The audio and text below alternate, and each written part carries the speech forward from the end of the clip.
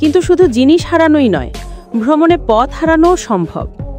Google maps download করলে সুবিধা হয় ঠিকই, তবে ফোন নষ্ট হলে বা চার্জ শেষ হয়ে গেলে বিকল্প রাখা জরুরি।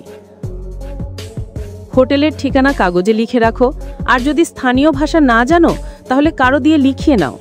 হোটেলের ভিজিটিং কার্ড থাকলে কয়েকটা সাথে রাখো, এতে পথ হারালেও সহজে ট্যাক্সি চালককে দেখাতে পারবে।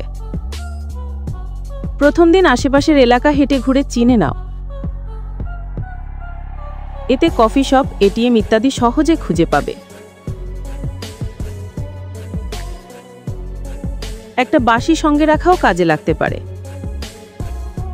এতে প্রয়োজনে সাহায্য চাইতে বা কাউকে ভয় দেখাতে পারবে।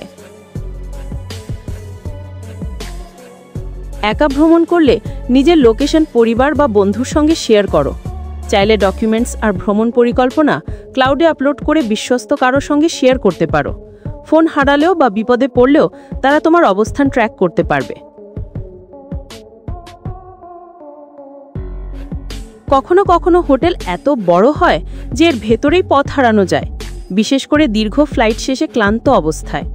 এক্ষেত্রে বিমানবালা যে কৌশল ব্যবহার করে তা হলো রুমে ঢুকেই জুতোগুলো এমনভাবে রাখো যাতে এগুলো লিফটের দিক নির্দেশ করে।